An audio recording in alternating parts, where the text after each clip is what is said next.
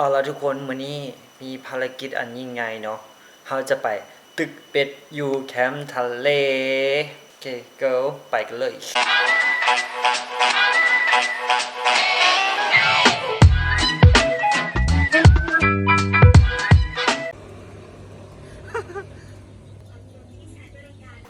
เอาละทุกคนตอนนี้เฮาก็อยู่เขตกระเจ้าตึกเบ็ดกันเนาะเป็นปลาไซเลนกับเป็นบ้านบางโร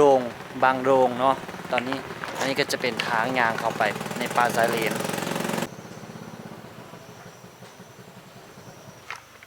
เนาะทางยางก็มีมันนะจ๊ะ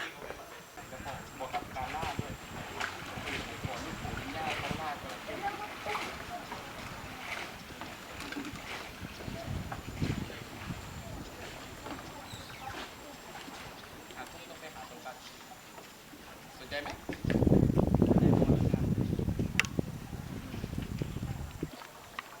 ให้ร้านอาหารปิดเดี๋ยวเราไปตกปลาที่ร้านอาหารดู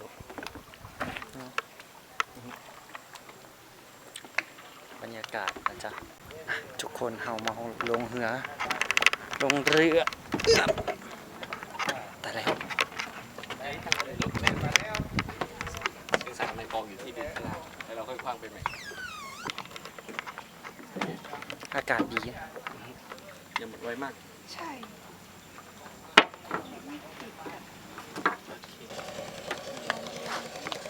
ปลามันก็เวียงไปเลยอย่าไปสายพันกันนะ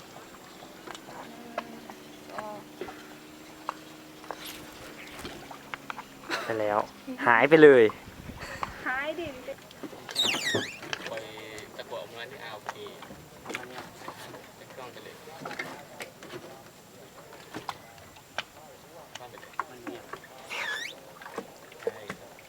สวยได้แล้วทุกคนมันนะเนี่ย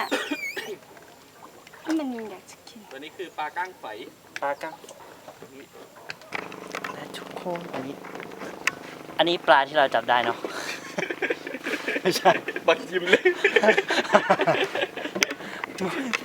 มองหน้าเลย มองหน้า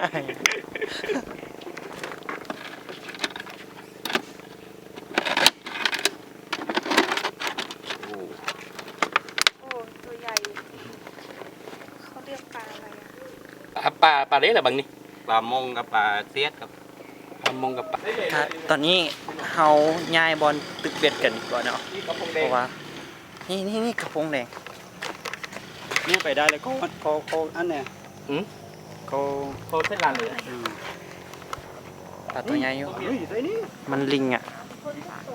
ทุกคนมีลิงนะลิงเต็มเลย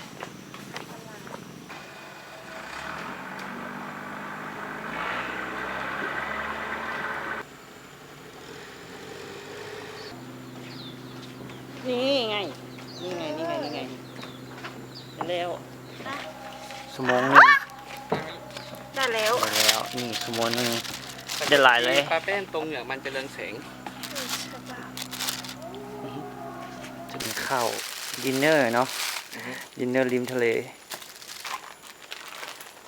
ปลาชายเลนมาลองให้ยุงปลาชายเลนกันผัดไทยผัดฉาย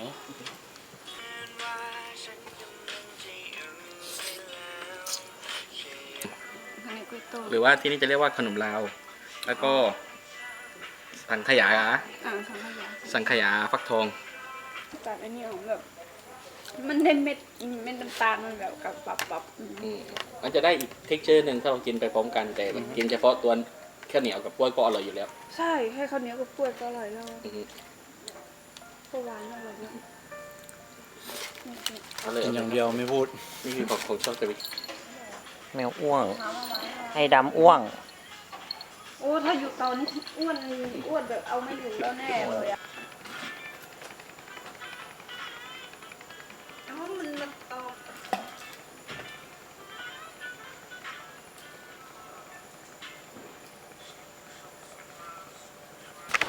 เล็กมาชีถือพิษ มันทอด ทายเลยที่เจ็ดพิษ ตักมันนี้ ปักได้เลยไหม อันนี้ต้นหน่อย เขาเรียกอะไอ้ร้านยายเบยครับ ย่านไร้ใบก็คือ ย่าน อีกชื่อนึงคือแพรไร้ใบ แต่ที่นี่ภาษาใต้ย่านไร้ใบคือย่านไร้ใบครับว่าไร้ใบคือมันไม่มีใบ อ๋อ คือมันถ้าโดนปลาโดนพิษตาคือใช่เลย แต่ ใช่ไหม มันเจ็บผิดได้นะแต่มันบรรเทาปวดน้อยๆไปแล้วนี่แต่มันคือมัน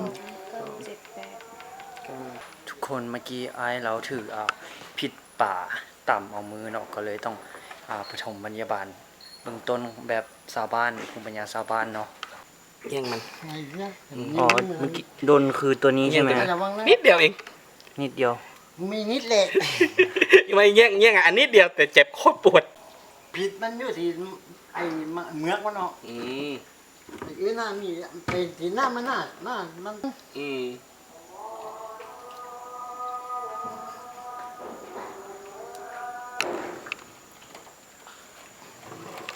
ไอ้นี่ถ้า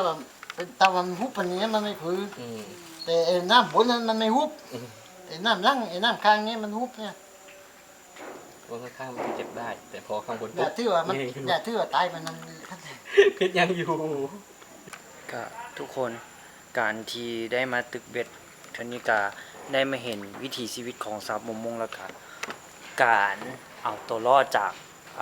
พิษป่าแล้วก็การปฐมพยาบาลเบื้องต้นเนาะซึ่งว่ามันเป็นภูมิปัญญาของชาวบ้านแล้วก็แต่คนนี้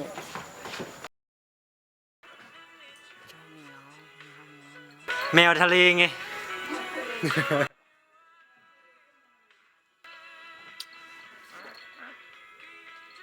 ตุ้ยจังเลยอ้วนจังเลยอ้วนจังเลยได้ไม่อีกละ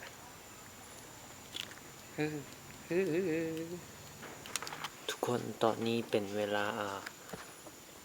9 โมงยังแล้วเนาะนี่ปลาที่ติดได้กับประมาณนี้ได้หลายอยู่เลยจะบุ้งว่ากุ้งครึ่งโลบ่ สิบ่ฮู้ว่ามันสิคุ้มกับกุ้งครึ่งโลที่ซื้อมาอ่อยหรือบ่เนาะมันก็จะมีปลาหลายชนิดเลยนี่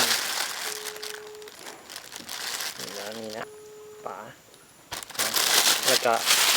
เอาซื้อจากชาวบ้านชาวประมงที่ตึกที่วานแหเนาะมาถุงใหญ่นึงเอาไว้เพชรกินมื้ออื่นเช้า นี่ บ่ได้ บดอุตส่าห์เจอ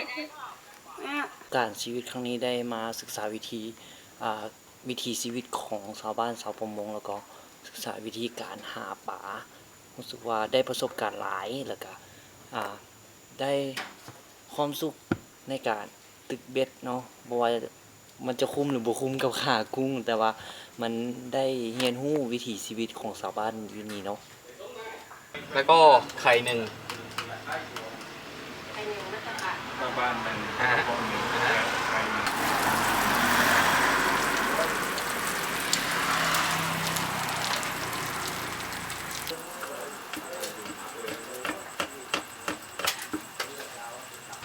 ทุกคนเขาพามากินโรตีแบบท้องถิ่น คนนี้ให้น้องพัก traditional ยุ เนาะ ติบังเต้ครับเกินทงมัน3-4 เดือน โกโก้เย็น เดือนซ้ายไปเลย แซ่บสั่งหวานหน่อยเนาะอันนี้จะเป็นโรตีนะทุกคน อันนี้จะเป็นโรตีปลากระป๋อง ชิมได้เลย ครีเอทีฟอะโรตีปลากระป๋องนะทุกคนจะเสิร์ฟกับน้ำอาจารย์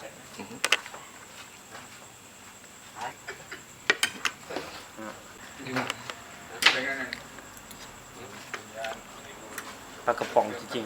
ๆต่อไปโรตีอันนี้จะเป็นมาตาบะโรตีมาตาบะข้างในมันคืออะไรนะพี่ ใบเดียวใช่ไหมคะ มีเนื้อ เทศ มีเครื่องเทศ อ๋อ เนื้อเครื่องเทศ ต้องให้เชฟอธิบายเองดีกว่า เทศ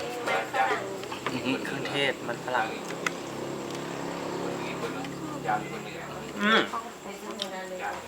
มันจะหอมเครื่องเทศ แต่อันเนี้ยหวานแน่น ห อ อน มหอม ก็อันเดียวที่เรากินนะ กรอบ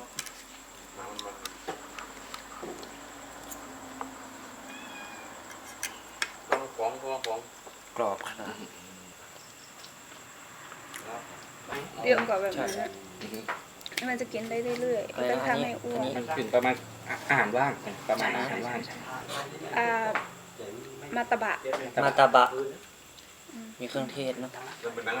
จะเป็นเครื่องซาเหมาะกับอย่าง โรตีใส่ปลากระป๋อง